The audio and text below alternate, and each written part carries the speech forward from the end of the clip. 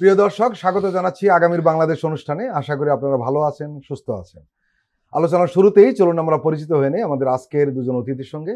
আজকে আমাদের সঙ্গে আলোচনায় রয়েছেন ফয়েজ আহমদ, প্রধান উপদেষ্টার সিনিয়র অ্যাসিস্ট্যান্ট প্রেস সেক্রেটারি, রয়েছেন রাজনীতি বিশ্লেষক ও কলামিস্ট ডাক্তার সায়ন্ত শেখাওয়াত। আপনাদের দুজনকেই স্বাগত জানাচ্ছি। ধন্যবাদ আপনাকে।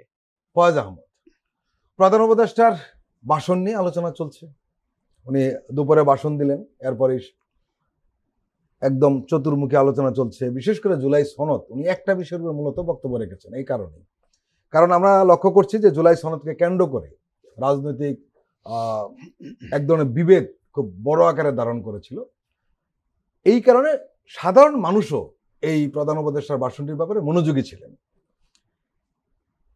প্রধান উপদেষ্টা তার ভাষণে একটা পর্যায়ে বলেছেন যে দলীয় স্বার্থের ঊর্ধ্বে গিয়ে জাতীয় আকাঙ্ক্ষাকে অগ্রাধিকার দিন, এই যে আহ্বান জানিয়েছেন, এই আহ্বানটি রাজনৈতিক দল শুনবে কিনা, এই প্রশ্নটা আমরা জানতে চাই। বাকি বিষয়গুলো আমরা ধারাবাহিকভাবে আসবো। প্রধান উপদেষ্টা তার ভাষণেই আমরা যে জিনিসটা বলছি, রাজনৈতিক দলগুলির মধ্যে বিশাল বিবাদ যেটা আমরা দেখতে পাচ্ছি, প্রধান উপদেষ্টা তার বক্তব্যে একটা জিনিস পরিষ্কার করেছেন যে অনেক রাজনৈতিক দলগুলির মাঠে ময়দানের যে বক্তব্য, তার ভিত্তিতে যেরকম বিবাদমান অবস্থা তাদের মধ্যে দেখা যায় বা পরিলক্ষিত হচ্ছে, জুলাই সনদে তাদের যেই অপিনিয়ন, তাদের যেই ইভেন্ট, তাদের যেই আপত্তির জায়গা, এগুলি বিশ্লেষণ করলে কিন্তু সেটা মনে হচ্ছে না। সুতরাং কার্যত বাস্তবিক অর্থে ওই অংশটুকু কিন্তু প্রধান উপদেষ্টা খুব চমৎকারভাবে উপস্থাপন করেছেন। কার্যত বাস্তবিক অর্থে রাজনৈতিক দলগুলির মধ্যে আমরা অ্যাপারেন্টলি বাহিরের মাঠে ময়দানের বক্তব্যের কারণে যে ধরনের প্রতিক্রিয়া ওনারা ব্যক্ত করেন প্রায়শই, এর ফলে আমরা যেরকম দূরত্ব মনে করি, বাস্তবে তা নয়। দ্বিতীয় প্রশ্ন আপনার যদি এখানে বলি, আপনি বলছেন যে রাজনৈতিক দলগুলি সেটা শুনবে কিনা, মানবে কিনা। এটাই তো বাংলাদেশ রাষ্ট্রে এখন পর্যন্ত যত অর্জন, এর সবকিছু পলিটিশিয়ানদের হাত ধরে। আমরা অনেক সময় অনেক ব্যবস্থা এখানে দেখেছি, কিন্তু আলটিমেটলি সবসময় আমাদেরকে এই জাতির স্বার্থে, জাতির নিরাপত্তা বলেন, জাতির উন্নতি অগ্রগতি বলেন এবং গণতন্ত্র বলেন, আমাদেরকে বারবার পলিটিশিয়ানদের উপরেই আস্থা রাখতে হয়েছে। এর কোনো বিকল্প কোনো গণতন্ত্র মানুষ অন্তত ভাবে না। সেই বিবেচনায় আমি মনে করি আমাদের যে এক্সিস্টিং ক্রিয়াশীল রাজনৈতিক দলগুলি আছে, এই রাজনৈতিক দলগুলির মধ্যে প্রথমত হচ্ছে ওই মাত্রায় এমন কোনো দূরত্ব নেই যে কারণে তারা বাংলাদেশের অগ্রগতিকে থামিয়ে দিতে পারে এমন কোনো অবস্থায় যাবেন। আমি অগ্রগতি বলতে মূলত গণতান্ত্রিক অগ্রযাত্রাকে বোঝাচ্ছি। ওরকম কোনো জায়গায় ওনারা যাবেন না। দ্বিতীয়ত, এই যে এত এত প্রাণের বিনিময়ে আমরা ফেসিবাদ থেকে মুক্ত হলাম, ফেসিবাদ বিরোধী এই শক্তি কিছু ক্ষুদ্র ক্ষুদ্র ছাড় দেওয়ার মানসিকতা করেন বলেই ওনারা দল মতকে, ভিন্ন ভিন্ন আদর্শ এবং বিশ্বাসকে এক জায়গায় তুলে রেখে সবাই মিলে ফেসিবাদের বিরুদ্ধে লড়তে পেরেছেন। সেই একইভাবে আমি মনে করি কখনো কখনো ওনাদের মতাদর্শিক জায়গায় একটুখানি স্যাক্রিফাইস করে হলেও, স্বার্থের জায়গায় একটুখানি স্যাক্রিফাইস করা হলেও বাংলাদেশকে ওনারা সবার আগে গুরুত্ব দিবেন। সায়ন্ত শেখাওয়াত, এখানে জুলাই সনদের আলোকে গণভোটের ব্যালটে উপস্থাপন করার প্রশ্ন নির্ধারণ করেছে অন্তর্বর্তী সরকার। প্রশ্নটি এমন হবে যে আপনি কি জুলাই সনদ ব্র্যাকেটে সংবিধান সংস্কার বাস্তবায়ন আদেশ 2025 এবং জুলাই জাতীয় সনদে লিপিবদ্ধ সংবিধান সংস্কার সম্পর্কিত নিম্নলিখিত প্রস্তাবগুলোর প্রতি আপনার সম্মতি জ্ঞাপন করেছেন, হ্যাঁ বা না হবে? করেছেন, এর মধ্যে প্রশ্ন থাকবে হ্যাঁ বা না হবে। আমরা একটা জিনিস লক্ষ্য করলাম যে চারটা যে প্রশ্ন থাকবে বা চারটা বিষয় যেখানে উল্লেখ করা হবে, এর মধ্যে দুটো বিষয় সরকারের নিজস্ব সিদ্ধান্ত, সংস্কার কমিশনের আলোকে, বিভিন্ন যে সংস্কার কমিশন যে সংস্কার প্রস্তাব দিয়েছে সেগুলো আলোকে করেছে। এই দুটোর বিষয়ে রাজনৈতিক দলগুলো আসলে ঐকমত্য পৌঁছতে পারেনি। আর কয়েকটি বিষয় রয়েছে যেগুলো আসলে রাজনৈতিক দলগুলো ঐকমত্য হয়েছে। এর মধ্যে একটা বিষয় হলো যে নির্বাচনকালীন সময়ে তত্ত্বাবধায়ক সরকার, নির্বাচন কমিশন এবং অন্যান্য সাংবিধানিক প্রতিষ্ঠান জুলাই সনদে বর্ণিত প্রক্রিয়ার আলোকে গঠন করা হবে। আগামী সংসদ হবে 2 কক্ষ বিশিষ্ট। জাতীয় সংসদ নির্বাচনে দলগুলোর প্রাপ্ত ভোটের অনুপাতে 100 জন সদস্য বিশিষ্ট একটি উচ্চ কক্ষ গঠিত হবে এবং সংবিধান সংশোধন করতে হলে উচ্চ কক্ষের সংখ্যাগরিষ্ঠ সদস্যের অনুমোদন দরকার, যে বিষয়ে সব রাজনৈতিক দলগুলো ঐক্যমত্যে পৌঁছতে পারেনি। এই দুটো বিষয় উল্লেখ করেছেন। আমরা এই দুটো বিষয়ে আপনার কাছ থেকে জানতে চাই। আসলে দীর্ঘদিন আলোচনার পরেও রাজনৈতিক দলগুলোর মধ্যে কারো বেশি কারো কম, প্রায় সব দলেরই নোট অফ ডিসেন্ট আছে। এবং একমত হতে পারে নাই, কিন্তু একমত না হতে পারলে যেহেতু এখানে মধ্যস্থতার দায়িত্বে ঐকমত্য কমিশন ছিল সরকারের পক্ষ থেকে, এখন এমন একটা অবস্থা দাঁড়িয়েছে যে সব পক্ষকে তুষ্ট করা সরকারের পক্ষে মোটেই সম্ভব নয়। এটা কখনোই সম্ভব হয় না, কারণ ভিন্ন ভিন্ন মতাদর্শের, ভিন্ন ভিন্ন উদ্দেশ্যের, ভিন্ন ভিন্ন ঘরানার এক একটা রাজনৈতিক দল, সবাই তো একমত হবে না, সম্ভবও না। সেই ক্ষেত্রে শুরুর দিকে এরকম একটা বিষয় ছিল যে যতটুকুতে সব দল একমত হয় ঠিক ততটুকু নিয়ে সনদ নিয়ে এগিয়ে যাবে। সেখান থেকে সরকার যেহেতু সরে আসছে এবং বিভিন্ন দলের মধ্যে প্রায় দূরত্ব বেড়ে যাচ্ছে এই সময়, সেই ক্ষেত্রে এখন যে জাতির উদ্দেশ্যে ভাষণে প্রধান উপদেষ্টা আজকে যেটা বলেছেন, সব দলের পছন্দ হবে না।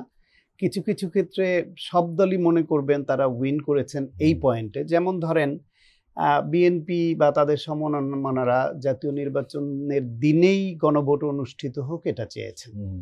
জামায়াত বলছে যে আগেই হতে হবে এবং না হলে তারা আন্দোলনের কর্মসূচি ইতিমধ্যে পালন করেছে চাপ প্রয়োগের জন্য। এনসিপি এটা নিয়ে খুব বেশি জোরালো কোনো অবস্থান নেয় নাই আগে পরে নিয়ে, তাদের ওই ডেট তাদের কাছে মুখ্য বিষয় ছিল না। আবার রাইট, আবার উচ্চ কক্ষের পিআর হবে কি হবে না, সেখানে জামায়াত সহ এনসিপি অনেকগুলো দলের দাবি ছিল পিআর, বিএনপি আবার পিআর মানছিল না, সেখানে আবার পিআরের কথা উল্লেখ করেছে। আবার জুলাই সনদ বাস্তবায়নের জন্য আইনি ভিত্তি দেওয়ার জন্য এনসিপির যে দাবিটা ছিল সেইটাও কিন্তু ওই পরিষদ গঠনের মাধ্যমে যে 180 কার্য দিবসে যেটা আইনে পরিণত করবে, সেটাও তাদের ওই আশাটা পূর্ণ হয়েছে।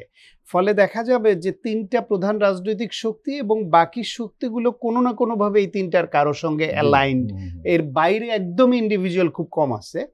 সেই ক্ষেত্রে সব দিক থেকেই মনে হবে তারা কিছুতে জিতেছেন, কিছুতে হেরেছেন। এখন কিছুতে জিত এবং কিছুতে হার হবে, এবং কিছু হার এবং কিছু জিত নিয়ে তারা তাদের বক্তব্য উপস্থাপন করতে থাকবেন, এটাও স্বাভাবিক। এক্ষেত্রে কিছু উত্তেজক কথাও হয়তো আসবে, এটাও স্বাভাবিক। মানুষ তাদের কথা শুনে ভোটের সময় যদি তাদের রায় নির্ধারণ করে, সেটাও স্বাভাবিক, করতে পারে, সেটা হোক। কিন্তু এই যে সব পক্ষের কিছু কিছু উইন এবং কিছু কিছু লুজ করা, এটার বাইরে যাওয়া তো আসলে সরকার পক্ষে সম্ভব ছিল না। আজকে যদি এরকম হইতো, কিন্তু তাই হয়, যদি সরকারের যদি মনে হইতো যে হ্যাঁ উচ্চকক্ষে পিআর দেওয়া যাবে না, একই দিনে নির্বাচন করতে হবে, নোট অফ ডিসেন্ট রাখতে হবে, বিএনপির সব দাবি ন্যায্য, সব ন্যায্য হলেও যদি সব কয়টার পক্ষে সরকার অবস্থান নিয়ে কোনো একটা আদেশ এভাবে পাবলিশ করতো, তাহলে সেটা দেশের মানুষের কাছে মনে হতো যে একটা পক্ষের হয়ে সব করলো। আবার জামায়াতের সব চাওয়াও যদি ন্যায্য হয়, সেখানে যদি জামায়াতের সব চাওয়াটা অনুসারেই যদি জুলাই সনদ হয়, বিএনপি বা অন্য শক্তি বা দেশের মানুষ সেটাও কিন্তু মেনে নিত না। ফলে এই যে একটা সমন্বয় করে যেটা হয়েছে, এইটা একদিক থেকে সরকার দায়িত্ব পালন করেছে। আমার মনে হয় এর মাধ্যমে নির্বাচন নিয়ে যে অনিশ্চয়তা ছিল সেটা অনেকখানি কাটবে। আমাদের মুখ্য উদ্দেশ্য কিন্তু একটা নির্বাচন হওয়া দরকার। এই যে নির্বাচনকে কেন্দ্র করে বা জুলাই সনদকে কেন্দ্র করে রাজনৈতিক শক্তিগুলোর মধ্যে একটু অনৈক্যের আভাস এসছে বলে সঙ্গে সঙ্গে আওয়ামী লীগ কিভাবে দেখেন সক্রিয় হওয়ার চেষ্টা করছে, এখানে ককটেল মারছে, ওখানে আগুন লাগাচ্ছে, নানান রকমের বক্তব্য দেওয়া শুরু করেছে। ফলে নির্বাচনমুখী হতে হবে, সেই ক্ষেত্রে সবার সব পছন্দের হবে, এটা ভাবাও ঠিক না। ফয়েজ আহমদ, আরেকটা বিষয় যেটা ব্যালটে থাকবে, গণভোটের ব্যালটে, সেটা হলো সংসদে নারীর প্রতিনিধি বৃদ্ধি, বিরোধী দল থেকে ডেপুটি স্পিকার ও সংসদীয় কমিটির সভাপতি নির্বাচন, প্রধানমন্ত্রীর মেয়াদ সীমিতকরণ, রাষ্ট্রপতির ক্ষমতা বৃদ্ধি, মৌলিক অধিকার সম্প্রসারণ, বিচার বিভাগের স্বাধীনতা ও স্থানীয় সরকার সহ বিভিন্ন বিষয়ে যে 30টি প্রস্তাবে জুলাই সনদে রাজনৈতিক দলগুলো ঐক্যমত রয়েছে, সেগুলো বাস্তবায়নে আগামী নির্বাচনে বিরোধী দলগুলো বাধ্য থাকবে। মানে এই বিষয়গুলো রাজনৈতিক দলগুলো ঐক্যমত্য হয়েছে। এখানে একটা বিষয় আমাদের কাছে স্পষ্ট হচ্ছে না, সেটি হলো জুলাই সনদে বর্ণিত অন্যান্য সংস্কার রাজনৈতিক দলগুলোর প্রতিশ্রুতি অনুসারে বাস্তবায়ন করা হবে। এটা একটা বিষয় আমরা জানতে চাইব। আর একই সঙ্গে জানতে চাইব নোট অফ ডিসেন্টের কি হলো। তত্ত্বাবধায়ক সরকার ব্যবস্থা সহ যে আপনি দুটো প্রস্তাবের কথা বলেছেন, গণভোটের প্রশ্নের কথা বলেছেন এবং সংসদের দ্বিকক্ষ, খেয়াল করলে দেখবেন আপনি, ধরুন তত্ত্বাবধায়ক সরকার ব্যবস্থার কথা বলি, সেখানে বিএনপির একটা নোট অফ ডিসেন্ট আছে। কোথায়? তত্ত্বাবধায়ক সরকার ব্যবস্থা না, পুনর্বহালে আছে? নাই। বিএনপি সহ গঠন প্রক্রিয়ায় সবগুলো দল তত্ত্বাবধায়ক সরকার ব্যবস্থা ফেরত চায়। তত্ত্বাবধায়ক সরকার কিভাবে গঠিত হবে সেই জন্য 4টি উপায় বলা আছে। 1 নম্বর উপায়ে সবাই একমত, 2 নম্বর উপায়ে সবাই একমত, 3 নম্বর উপরে বিএনপি ছাড়া অন্যরা একমত, 4 নম্বর উপায়ে সবাই একমত। তা আমরা আশা করি যে আমার 1-2 কাভার হয়ে যাবে। আমরা তো এই তত্ত্বাবধায়ক সরকার ব্যবস্থা বা নির্বাচনকালীন সরকার ব্যবস্থার জন্যই তো আমাদের আসলে দেশের এত সংকট নানান সময় হয়েছে। সুতরাং নতুন করে সংকট আমরা কখনোই আর এফোর্ড করতে পারি না আসলে, সেটা পলিটিক্যালি ওনারা আমাদের চেয়ে আরো ভালো বোঝেন বলে মনে করি। সুতরাং এই যে তাহলে আমরা মোটা দাগে বলতে গেলে তত্ত্বাবধায়ক সরকার নিয়ে বিএনপির একটা নোট অফ ডিসেন্ট আছে, এভাবেই তো বলি। বিএনপির নোট অফ ডিসেন্ট ওই জায়গার সামান্য একটু অংশ, একটা ক্লজে, একটা উপায়ে, তার মানে মূল জিনিসে কিন্তু তারা সবাই এগ্রি। 4টা পয়েন্টের মধ্যে 3.5টাই আসলে একমত। এক্স্যাক্টলি। আর এই যে দ্বিকক্ষের কথা বলছেন, এটা তো মানে ইনফ্যাক্ট এটাকে যদি আমি বলি যে গ্লোবালি নানান জায়গায় আছে, আর বাংলাদেশে এই কনসেপ্টটা প্রথম প্রস্তাবই করেছে বিএনপি। বিএনপির 31 দফায় দ্বিকক্ষের বিশিষ্ট নিয়ে এসেছে। সেটাকে রাজনৈতিক দলগুলি আরো যেটা ফার্নিশ জায়গায় চাচ্ছে, আমি যেটা পার্সোনালি মনে করি এবং অধিকাংশ রাজনৈতিক দলই মনে করে, যদি আমরা সত্যিকার অর্থে দ্বিকক্ষ চাই, সেই দ্বিকক্ষটা ভোটারের পিয়ারের ভিত্তিতে হওয়া উচিত। এই কারণে যে আদারওয়াইজ শুধুমাত্র আমার লোয়ার হাউসটা যা থাকবে, আপার হাউস তার একটা রেপ্লিকা তৈরি হবে, অনেকটা একই রকম, একই রেশিও ধরে, যেটা এখন আমাদের সংরক্ষিত নারী আসনের ক্ষেত্রে হয়। সুতরাং আমরা যদি সত্যিকার অর্থে ভাইব্রেন্ট পার্লামেন্ট চাই, আমরা যদি সত্যিকার অর্থে বিএনপি যে ডাইভার্সিফাই নেশনের কথা বলছে, রেইনবো নেশনের কথা বলছে, সেগুলি এনশিওর করতে চাই, তাহলে আমার মনে হয় বিএনপি এটাতে ফাইনালি অ্যাগ্রি হওয়া উচিত। কারণ বিএনপির মধ্যেও বিএনপিকে সমর্থন করে, বিএনপিকে নানানভাবে বিএনপির তত্ত্বগত জায়গায় এবং নানান ক্ষেত্রে বিএনপিকে সহায়ক হিসেবে যারা কাজ করেন, এরা অনেকে সরাসরি রাজনীতিতে গিয়ে ভোটের রাজনীতিতে সম্পৃক্ত হওয়ার আগ্রহ দেখাবেন না। এই মানুষগুলিকে আবার এই জাতির স্বার্থেই, এই সংসদের স্বার্থেই সংসদে হয়তো দরকার। ধরুন ফর এক্সাম্পল, আজকে মেডিকেল বিষয়ক একটা বা ডাক্তারদের বিষয়ে একটা আইন যখন পাশ হবে সংসদে, সেখানে কিন্তু আমার বহু সংসদ সদস্য আছেন যারা এই বিষয়ে এক্সপার্ট নয়, কিন্তু তার কমিউনিটিতে, তার লোকালিটিতে তিনি খুবই পপুলার, নির্বাচিত হয়ে এসেছেন। সেখানে যদি ডাক্তার সায়ন্ত ভাই আপার হাউসে থাকেন, মেডিকেল প্রফেশনাল, ডাক্তার বলছি, ডাক্তার হিসেবে আপনাকে উদাহরণ হিসেবে দিচ্ছি, সাংবাদিক হলে হয়তো ফরিদ ভাইয়ের কথা বলতাম।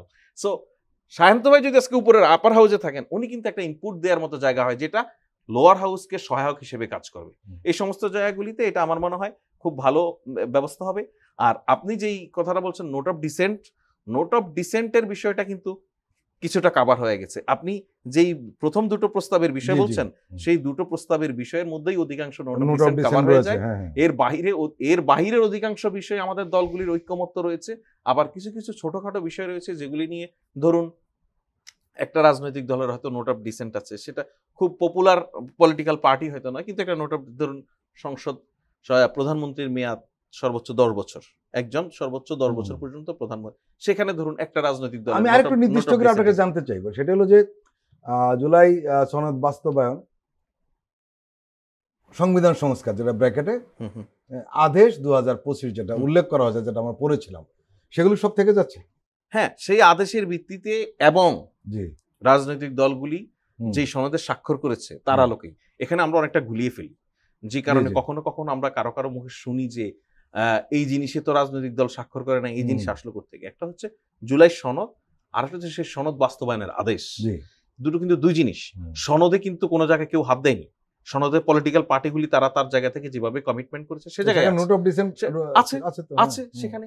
আচ্ছা, খেয়াল করুন, খুব টেকনিক্যালি খেয়াল করুন এবং প্র্যাকটিক্যালি চিন্তা করুন যে এই যে 100 কত দিন, 180 দিন যে কার্য দিবস যে নির্ধারণ করা হলো সংসদের সংস্কার বিষয়, সংবিধান সংস্কার বিষয় পরিষদের জন্য, কি করবে সেখানে বসে আসলে এই কাজগুলো করবে? যদি আমার সবই হা না ভোটের মধ্যে দিয়ে পাস হয়ে আসে, তাহলে তখন আসলে পাস বা ফেল করার কিছু নাই, ওই জায়গাগুলি সেটেল হবে ওই সময়। আমরা বোধহয় দেখলে আর একটু স্পষ্ট হবে। আমি সেটাই বলছি আপনাকে, দেখেন ওই সময়কালে ওই 140 দিনে, 180 দিনে এই জিনিসগুলি সেটেল হবে আসলে। আমি তো শুধুমাত্র যে তাকে একজন এমপি কে নির্বাচন করে সংসদে পাঠাচ্ছি দুটো কারণে, এবার কিন্তু দুটো কারণে পাঠাচ্ছি। একই সঙ্গে উনি সাধারণ একজন সংসদ সদস্য যে সমস্ত আইন প্রণয়নের কাজ করেন, সংসদের স্বাভাবিক কার্যক্রম সেটা করবেন।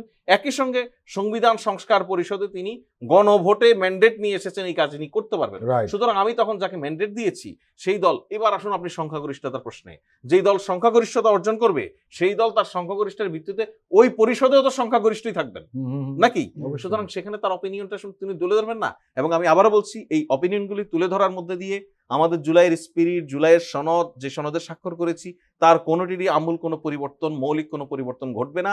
এই কারণে যে যেমন তত্ত্বাবধায়ক সরকার সেটা তো থাকছে হয়তো একটা পার্টিকুলার প্রস্তাব নিয়ে।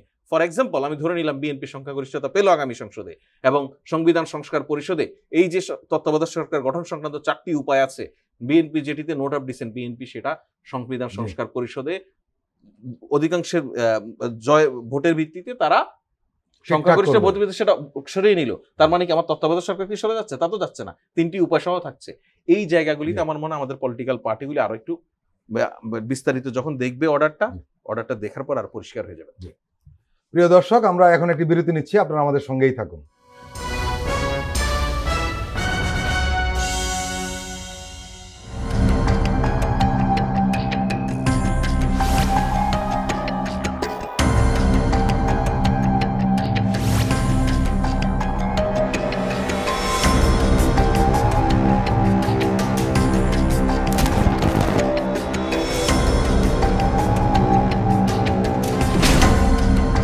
ফ্যাসিবাদের দিনলিপি, গবেষণা ও উপস্থাপনা সাইদ খান, প্রযোজনা আফরোজা সুলতানা ও মামুন মাহমুদ। দেখবেন প্রতি রবি থেকে বৃহস্পতিবার সন্ধ্যা 7টায়।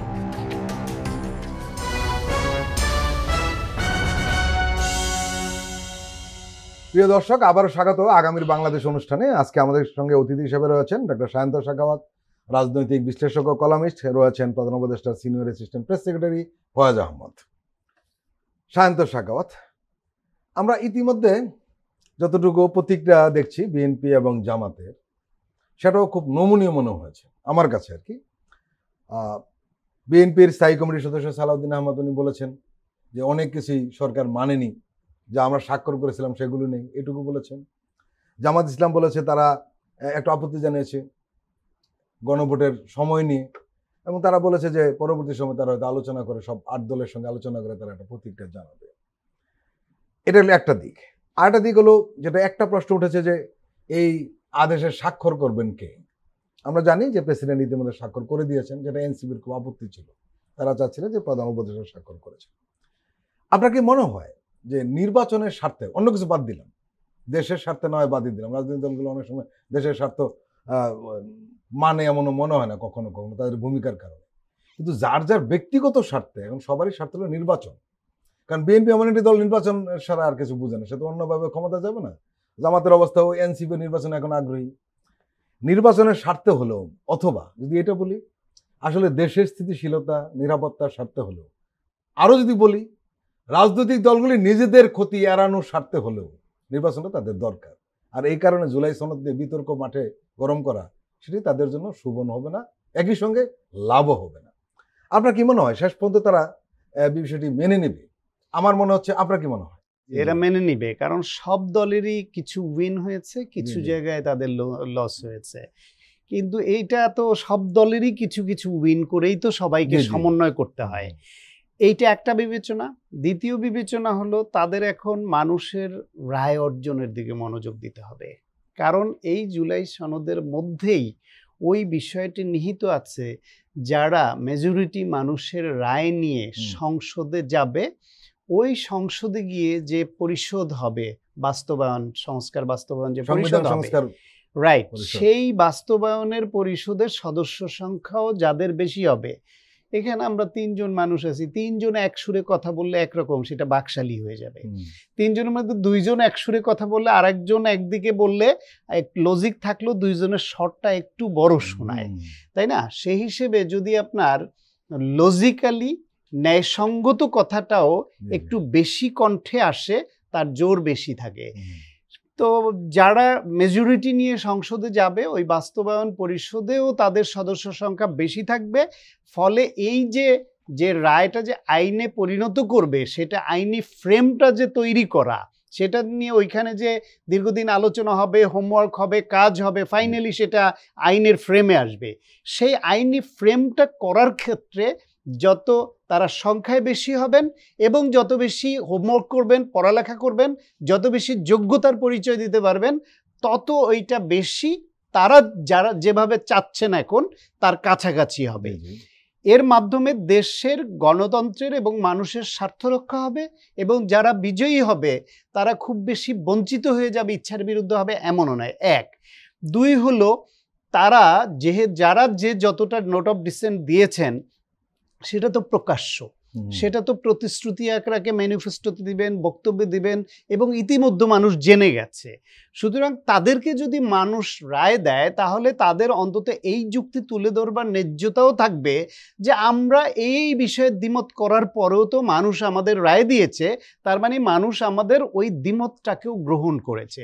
ফলে এইটা একটা স্ট্রং পজিশন তাদের পক্ষে তৈরি হবে। ফলে কিন্তু আরেকটা হতে পারে, হ্যাঁ না ভোটের তো একটা ফলাফল আসবে আলাদা। হ্যাঁ, হানা ভোটের ফলাফল আমি আপনাকে বলি ডক্টর সায়ন, হানা ভোটের ফলাফল ওই অর্থেই ধরে নিয়ে এগোচ্ছি যে হানা ভোটে হ্যাঁ বিজয়ী হবে ধরে নিয়ে আগাচ্ছি। কেন? কারণ হচ্ছে ওই যে একটু আগে আলোচনায় বললো না ফয়েজ ভাই যে 4টার মধ্যে 3.5টায় হ্যাঁ বলেছে, আধাটায় না বলেছে। ওই আধাটার জন্য তো আলাদা ভোট দেওয়ার সুযোগ নাই। ফলে যারা এইখানে এই সব বিভিন্ন প্রশ্নে ঐকমত্যের প্রশ্ন যেখানে যেখানে নোট অফ ডিসেন্ট দিয়েছে, হ্যাঁ ভোটের প্রশ্নে তাদের ওইখানেও না ভোট দেওয়ার সুযোগই নাই। কারণ সে না ভোট দিলে যে তার চাওয়া যে 30টা 40টা 50টা ওইটা তো নার কাতারে চলে যাবে, এটা সম্ভব না। ফলে এই নির্বাচনে ওই এমনিতে যে বাক্সেই ভোট দেখ না কেন বেশিরভাগে মেজরিটি, এবং এটা মেজরিটি মানে আপনি ধরে নিতে পারেন 90%-এর বেশি হাতেই ভোটটা দিয়ে আসবে। কারণ সামগ্রিকভাবে বেশিরভাগ চেঞ্জগুলি বেশিরভাগ মানুষ চায়। সেই হিসেবে হা বিজয়ী হবে। হা বিজয়ী হওয়ার পরও এই কয়েক লাইনের যে সনদ তৈরি করলো এটাই তো আইন না। আইন করবার জন্য এ নিয়ে ব্যাপক বিচার বিশ্লেষণ হবে, এ নিয়ে হোমওয়ার্ক লাগবে, আইনি ভিত্তি কিভাবে দাঁড় করাবে, এর কোনটা ভবিষ্যতে কেউ অপব্যবহার করতে পারে কিনা। 180 কার্যদিবস, মানে 180 কার্যদিবস প্রায় 2 বছর চলে যাবে সংসদ অধিবেশন বসলে। এখানে আমি একটু কারেকশন দিই, যেটা হচ্ছে যে এই যে জুলাই আজকে যেটা সনদের যে ইয়েটা আদেশটা আসলো, এটা আইন, এটা অলরেডি আইন হিসেবে ইতিমধ্যে প্রকাশ হয়েছে। এই আইনের বলেই সংবিধান সংস্কারের বিষয়ে আমরা সবাই মিলে তখন পার্লামেন্টের সিদ্ধান্ত। এই আইনের বলে এটা তো একটা হেডলাইন। হ্যাঁ, এটা একটা হেডলাইন। একটা আইনে অনেকগুলো সাবক্লোজ রাখতে হয়, মানে আমরা তো মাদারলতে যাচ্ছি, সেফগার্ড, আমরা তো মাদারলতে যাচ্ছি, সংবিধানে যাচ্ছি, অনেকগুলো সেফগার্ড রাখতে হয় যে এই আইনের মূলত ব্যবহার কি করে না করতে পারে। ফলে আমার মনে হয় যেটা হয়েছে, গণভোটের বিষয়ে আরেকটা আদেশের প্রয়োজন হবে। যেটা হয়েছে এখানে অনেক পয়েন্টে বিএনপির আপত্তির জায়গা আছে, কিছু পয়েন্টে জামাতের আপত্তির জায়গা আছে, এনসিপির আছে, আমার আপনারও আছে। আমরা সবাই সবগুলা তো এক বাক্যে মেনে নেওয়ার মতো হয় না, হবে না। তারপরও এটা মেনে নিয়ে সবার উচিত হবে একটা নির্বাচন অনুষ্ঠান করা, কারণ নির্বাচনটা দরকার। যদি এইটাকে নিয়ে এখন এদের অনৈক্যটা আরো বাড়ায় তাতে নির্বাচন ব্যাহত হওয়ার সম্ভাবনা আছে।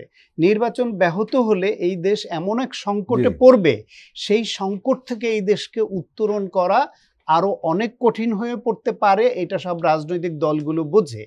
ফলে আপনি যেটা বলছেন ঢালাওভাবে ওইরকমও আমি বলতে রাজি না যে রাজনৈতিক দলগুলো দেশের স্বার্থ ভাবে না, নিজের স্বার্থ ভাবে।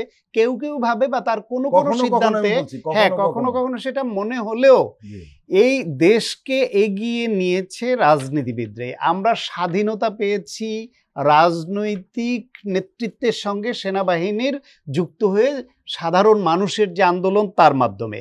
এই দেশের বিসর্জন যা কিছু সেটাও রাজনীতিবিদদের কারণে হয়েছে, এদেশের অর্জন যা কিছু সেটাও রাজনীতিবিদদের কারণেই মোস্টলি হয়েছে।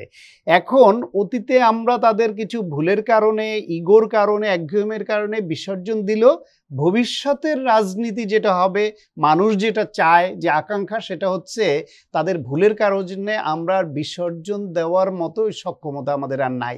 অনেক বিসর্জন হয়ে গেছে। এবার রাজনীতিবিদদের হাত ধরে দেশটা যেন অর্জন করে, এবং সেই পথে যেতে হলে নির্বাচনের বিকল্প নাই। যদি বেশি এটা নিয়ে দ্বিমত পোষণ করে তাহলে যে শক্তিগুলো দেশে গণতন্ত্র না আসুক সেই শক্তিটা আবার মাথাচাড়া দিয়ে উঠবে, তারা শক্তিশালী হবে। এবং এটা শুধু পতিত ফ্যাসিবাদ গ্রুপকেই এরকম ভাবলে চলবে না, এই সক্রিয় যারা এখন এই সরকারের সঙ্গে আছে বা এই রাজনৈতিক দলকে বিভিন্নভাবে বুদ্ধি পরামর্শ দিয়ে গাইড করে পরিচালনা করে বিভিন্ন যে শক্তি, তাদের মধ্যেও যে গুপ্ত বাহিনী নাই যারা চায় যে এই শক্তিগুলোকে ভুল বুদ্ধি দিয়ে ভুল পথে পরিচালিত করে সংকট ঘনীভূত হোক এবং নির্বাচন বানচাল হোক, দেশ অন্য পরিস্থিতি দেশে তৈরি হোক, সেই শক্তি কিন্তু এই সক্রিয় এবং চলমান আছে। হয়তো সবসময় আপনারা আমার চোখে ধরা পড়ে না, মনে হয় ও তো আমাকে খুব ভালো বুদ্ধি দিয়েছে, কিন্তু এই 2 দিন পরেই বোঝা যায় যে না, এই বুদ্ধিটা ভালো দেয় না, এটা দিয়ে দলের ক্ষতি হয়েছে, দেশের ক্ষতি হয়েছে। ফলে এখন প্রত্যেকটা রাজনৈতিক দলই যদি খুব ভেবেচিন্তে সিদ্ধান্ত না নেয়, সামান্য একটা ভুল তাদের জন্য বিপর্যয়টাকে আনতে পারে এবং তাদের বিপর্যয়টা আলটিমেটলি দেশের বিপর্যয়ে পরিণত হতে পারে। ফয়েজ আহমদ, গণভোটের জন্য কি আলাদা আইন লাগবে অথবা অধ্যাদেশ বা আদেশ? হ্যাঁ, যেহেতু আমাদের আরপিওতে নির্বাচন বলতে এখন পর্যন্ত স্থানীয় সরকার নির্বাচন, জাতীয় নির্বাচন এবং রাষ্ট্রপতি নির্বাচন, গণভোটের বিধান নেই। সেক্ষেত্রে গণভোটের বিধান যুক্ত করে একটি বিধান যুক্ত করলে হবে, বিধান যুক্ত করা বা আলাদা অধ্যাদেশ করা, সেটা একটা অনেকটা টেকনিক্যাল বিষয়। যেহেতু আমরা এখন সম্মত, পুরো জাতি সম্মত, সকল পলিটিক্যাল পার্টি সম্মত, আর ওটা তো জটিল না। জুলাই সনদ বাস্তবায়নের আদেশে গণভোটের বিষয়টা এসেছে। সেক্ষেত্রে এটা একটা অনেকটা বাই প্রোডাক্ট, জিনিসটা চলেই এসেছে, কিন্তু এটা একটা ফর্মুলা বের করার জন্য ইলেকশন কমিশনের কাজের সুবিধার্থে এটা একটা আলাদা আদেশ অথবা আরপিওতে অ্যামেন্ড করে এটাকে নিতে। আমরা যদি সরাসরি একটি প্রশ্ন করি, সেটি হলো যে জুলাই জাতীয় সনদ 2025 বাস্তবায়ন বিষয়ে জাতির উদ্দেশ্যে মাননীয় প্রধান উপদেষ্টা যে ভাষণ দিলেন আজকে, আপনারা কি আশাবাদী, সরকার পক্ষ কি আশাবাদী যে এটা নিয়ে যে বিতর্ক, আলোচনা, সমালোচনা, আন্দোলন চলছিল, এর অবসান ঘটলো? দুটো বিষয়। প্রথম কথা হচ্ছে যে দেখুন, আমাদের পলিটিক্যাল পার্টিগুলির যে কোনো স্টেটমেন্ট নিয়ে, তাদের যে কোনো পজিশন নিয়ে, আমি আপনার এই শোতে সহ বিভিন্ন জায়গায় আমরা বলেছি, আমরা খুবই কনফিডেন্ট আমাদের পলিটিক্যাল পার্টিগুলির বিষয়ে যে পলিটিক্যাল পার্টি সরকারকে পূর্ণ সহযোগিতা করবে। তেমনি আরেকটা বিষয় আপনাকে বলি যে এখন এই আজকের ভাষণের পর যে পলিটিক্যাল পার্টিগুলি ঐক্যবদ্ধ থাকতে পারবে কিনা, সরকারের এই জিনিস মেনে নেবে কিনা, এটাই মূল প্রশ্ন। তো আমার মনে হয় না আমাদের পার্টিগুলি আর একদিনও সময় নষ্ট করবে। কেন সময় নষ্ট করবে? আমরা এই জায়গায় থেমে থাকার সুযোগ নেই এখন। আপনার ফেব্রুয়ারির প্রথমার্ধে যদি ইলেকশন হয়, পার্টিগুলি মানে এখন 90 দিনের মতো বা 100 দিনের মতো সর্বোচ্চ সময় আছে। সো তাদের জন্য এখন খুবই গুরুত্বপূর্ণ। আপনি খেয়াল করলে দেখবেন যে ধরুন বিএনপি ফর এক্সাম্পল, আমি বলছি বিএনপি স্ট্যান্ডিং কমিটির যারা মেম্বার প্রত্যেকেই তো জাতীয় নেতা, তাই না? এই প্রত্যেক জাতীয় নেতার শুধু জাতীয় নেতা সেজে থাকার এখন সময় নাই। প্রত্যেকে যে তার গ্রামের চায়ের দোকানে গিয়ে ভোট চাওয়ার সময় চলে এসেছে। জাতীয় ভোটারদের কাছে যেতে হবে। প্রত্যেকটা ভোটারই এখন জাতীয় ভোটার। আপনি খেয়াল করুন যে বিএনপির মহাসচিব এখন অধিকাংশ সময় তার এলাকায় গিয়ে পড়ে থাকছেন ঠাকুরগাঁয়ে। সুতরাং আমাদের পার্টিগুলিতে আসলে সময় নেই যে এখন এই ইস্যু নিয়ে আরো সময় ওনারা ব্যয় করবেন। আমি মনে করি এই বাস্তবতা ওনারা প্রত্যেকেই মেনে নেবেন। প্রধান উপদেষ্টা ওনাদের প্রতি যে আহ্বান জানিয়েছেন যে প্রত্যেকেই তো আমাদের কিছু ছাড় দিতে হবে। আর সরকারের পক্ষে একই সঙ্গে সবাইকে সন্তুষ্ট করা সম্ভব নয়। আমি খুব টেকনিক্যাল কারণে একটা প্রসঙ্গ এসেছে বলে রাখি। একটা বিষয় আমরা বলছিলাম না যে প্রধান উপদেষ্টার জাতির উদ্দেশ্যে দিয়ে একটা ভাষণের রেফারেন্স দিয়ে যে দলগুলি যতটুকুতে ঐক্যমত্য হবে এবং একটা ইন্টারভিউতে উনি এটা বলেছিলেন, ততটুকু নিয়েই আমরা সামনে এগিয়ে যাব। তারপরে এই ওনার এই বক্তব্যকে রেফারেন্স দিয়ে কি বলা হচ্ছিল, তাহলে কেন অন্য বিষয়ে ঐক্যমত্য কমিশন প্রস্তাব করছে এটা বলা হচ্ছিল। তো খেয়াল করুন, আমি এটা আজকে বলছি, আমি এটার কোনো বিরোধিতা কেন করিনি, বিকজ এতদিন পর্যন্ত সরকার কোনো পজিশন নেয়নি। সরকার পজিশন নিয়েছে। এখন আমি বলি, দলগুলোর ঐক্যমত্যের কথা যে বলছেন, ওই আলোচনার যে ঐক্যমত্য, শুধু কি ওই ঐক্যমত্যই দলের ঐক্যমত্য? ওভারঅল ঐক্যমত্যটা আমরা বেশি প্রত্যাশা করি। আদারওয়াইজ কিন্তু আপনি শুধু টেবিলের ঐক্যমত্য দিয়ে যদি মাঠে ঐক্যমত্য না থাকেন ফাইনালি, তাহলে তো আমরা একটা রক্তক্ষয়ী অবস্থার দিকে যাব। সেটা তো নিশ্চয়ই আমরা কেউ প্রত্যাশা করি না। এখন ধরুন আমরা সবাই ওখানে একমত হলাম, জামাত সহ এই 8টি দল এসে বললো যে লোয়ার হাউসে পিআর লাগবে। এখন ভাই, জুলাই সনদের বাহিরেও তো এই জাতিতে দাবি তোলার আর অনেক কিছু আছে না? এখন সেরকমই একটা দাবি হিসেবে যদি তারা এটা সামনে আসে, আপনি যদি সরকারের কাছে দাবি করে বসে, সরকারের জন্য একটা বিপদ। এই সরকারের কাছে কিন্তু দাবি করা খুব ডিফিকাল্ট যে কারোর জন্য, কারণ এই দাবিগুলি মূলত এক দলের কাছে আরেক দলের দাবি। সরকার হচ্ছে মাঝখানের জায়গা, মিডিয়েটেড ভূমিকায় সরকার। সেই জায়গায় আজকে আমরা মনে করি যে অবস্থা এসেছে, সব দল সন্তুষ্ট হওয়ার মতো ঘটনা ঘটেনি। সব দলের অসন্তুষ্ট হওয়ার মতো ঘটেনি, তবে জাতির সন্তুষ্টির স্বার্থে, জাতির অগ্রগতি এবং গণতন্ত্রের অগ্রযাত্রার সাথে সব দলকে কিছু ছাড় দিয়ে, কিছু মেনে নিয়ে সামনে এগিয়ে যাওয়ার কোনো বিকল্প আরেকটা নেই। প্রশ্ন আপনাকে করব, সেটি হলো যে দুটো ভোট দিবে, প্রতি ভোটার এখন দুটো ভোট দিতে হবে, এটা সময় তো বেশি লাগবে, সময় কি বাড়বে এরকম সম্ভাবনা আছে? না, এটা এটা একটা দিক। এই যুক্তিটা না, খুবই স্ট্রং যুক্তি না। দুটো আরেকটা বিষয়, সরকার তো এই বিষয়ে প্রচার চালাবে সারা দেশে নাকি? ডেফিনেটলি আজকে থেকেই আমি মানে এটা খুবই ইনফরমালি আপনাকে একটা আলোচনার কথা বলছি। জি, জি। আজকে উপদেষ্টা পরিষদের বৈঠকেই তো সিদ্ধান্ত হলো। জি জি বৈঠকের পরে আমি দেখেছি কয়েকজন উপদেষ্টা নিজেরা দাঁড়িয়ে তাদের মধ্যে আলাপ আলোচনা করছেন যে আমাদেরকে এখন গণভোটের বিষয়ে প্রচারণা করা এবং মানুষ যাতে এই বিষয়ে সম্পূর্ণভাবে অ্যাওয়ার হতে পারে সেই বিষয়ে আমাদের এফোর্টটা অনেক বাড়াতে হবে। এই বিষয়ে নানান ধরনের ডকুমেন্টারি তৈরি করা, বিজ্ঞাপন মতো করে তৈরি করা, মানুষের জি, কাছে জি। প্রচার প্রচারণার ব্যবস্থা করা। তথ্য মন্ত্রণালয় এবং একই সঙ্গে সংস্কৃতি মন্ত্রণালয় এ বিষয়ে ব্যাপক সহযোগিতা করছে, আইন মন্ত্রণালয় সহযোগিতা করছে, বলা যায় কাজ শুরু হয়ে গেছে। আমরা গণভোটের এবং ভোটের ফেসে কিন্তু আমরা অনেক আগেই ঢুকেছি। জি তারপরেও এই গণভোট সংক্রান্ত বা জুলাই সনদ সংক্রান্ত অনেক জটিলতার কারণে অনেক কিছু থমকে ছিল। জি। আমি মনে করি আজকের এই ঘটনার পর বাংলাদেশ এখন পুরোপুরি ইলেকশন ফেসে চলে গেছে। জি। সেই জায়গায় এটাকে গণভোটের বিষয়টা সরকারের দিকে খুব ইম্পর্টেন্ট, আর অপর দিকে আপনার যেই সাধারণ নির্বাচন সেক্ষেত্রে আসলে আমাদের অনেক সময় দল ভূমিকা না নিলেও চলে, প্রার্থীরাই তাদের স্বার্থে সেই কাজ করে নেয়। সুতরাং এই সরকার এই জায়গায় যতটুকু এফোর্ট দেওয়া দরকার তার পূর্ণ এফোর্ট সরকার দিবে। প্রিয় দর্শক, আমরা আবারও একটি বিরতি নিচ্ছি, আপনারা আমাদের সঙ্গেই থাকুন।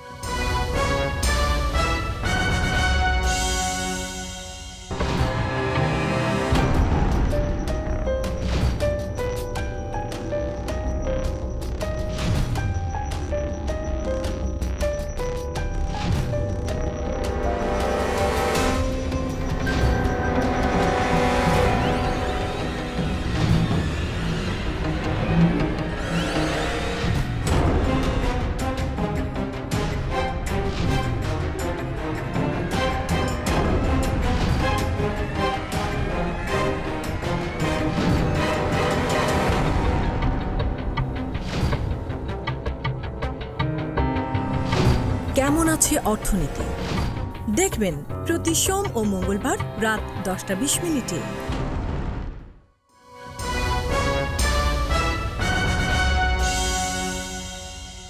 প্রিয় দর্শক, আবারও স্বাগত আগামীর বাংলাদেশ অনুষ্ঠানে।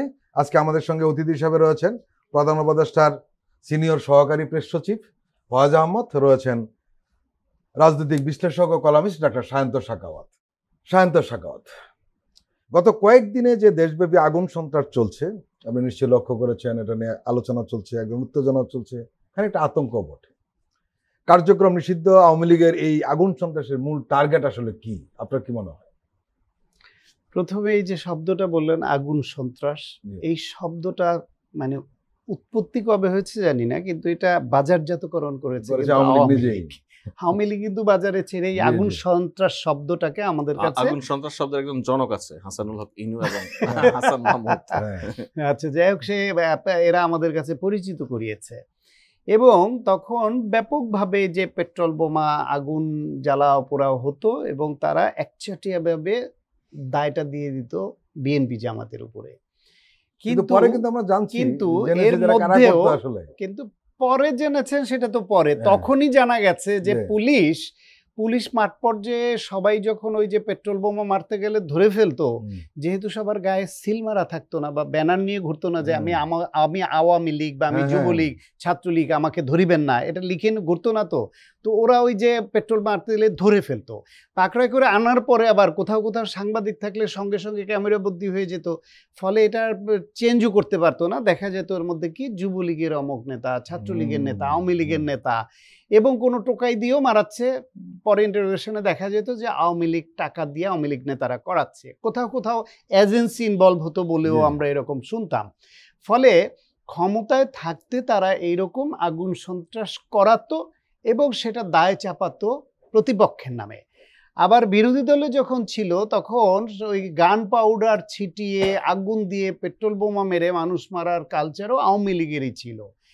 এরা আজকে তাদের সেই বিষয়টা বুমেরাং হয়েছে কিভাবে দেখেন, যেই আগুন সন্ত্রাস শব্দটা তারা বাজারজাতকরণ করে পপুলার করে দিল, আজকে সেই আগুন সন্ত্রাসের কারবারটা তারাই করছে। এবং এটার তাদের পক্ষে যেই সব বুদ্ধিজীবী, সাংবাদিক, সাংস্কৃতিক ব্যক্তিত্বরা খুবই নিন্দা করতো আগুন সন্ত্রাস বলে, আজকে সেই তাদের সমর্থিত সে আওয়ামী লীগের নেতারা তারাই আগুন সন্ত্রাস ঘটাচ্ছে। এবং এই আগুন সন্ত্রাসটা এখনো ঠিক ওই অর্থের সন্ত্রাসে রূপ দিতে পারে নাই, সেই সক্ষমতাই এই সময় তাদের নাই। তবে আশঙ্কা আছে, আমি এটা আরো অনেক জায়গায় বলেছি যে আওয়ামী লীগ এই তাদের পতনের পরে কয়েক হাজার নেতা পালিয়ে গেছে, ইন্ডিয়া আশ্রয় দিয়েছে এবং অন্যান্য দেশে কিছু গেছে।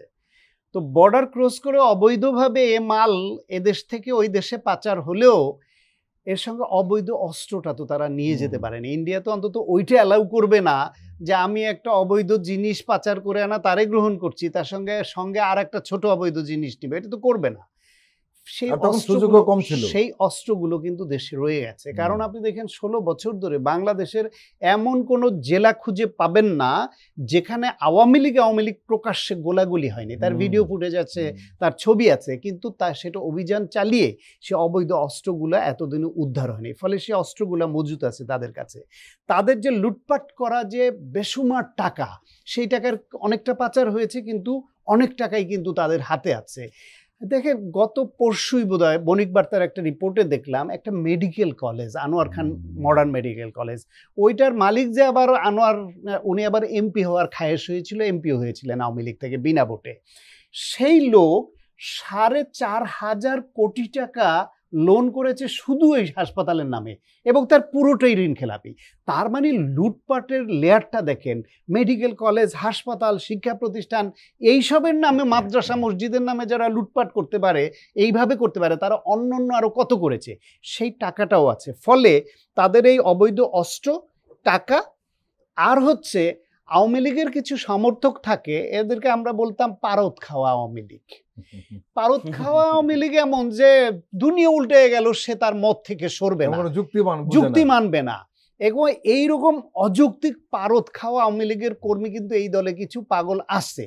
এখন হাসিনা যে পতিত, সে যে খুনি, সে যে গণহত্যাকারী, এবং সে যে নিরাপদে গিয়ে তার প্রিয় রাষ্ট্রে আশ্রয় নিয়েছে, তার ছেলে মেয়ে যে অন্য জায়গায় নিরাপদে আছে, তার দলের নেতারা যে কজন কথা বলছে তারা নিরাপদে বিদেশে আছে, যে সম্পদের পাহাড় গড়ে, এইটা হয়তো মাথায় থাকবে না ওই পাগল কর্মীদের, যাদেরকে নির্দেশ দিচ্ছে তারা এই আগুনটা লাগাচ্ছে। লাগিয়ে কি করছে? নিজেদের বিপদ আরো বাড়াচ্ছে।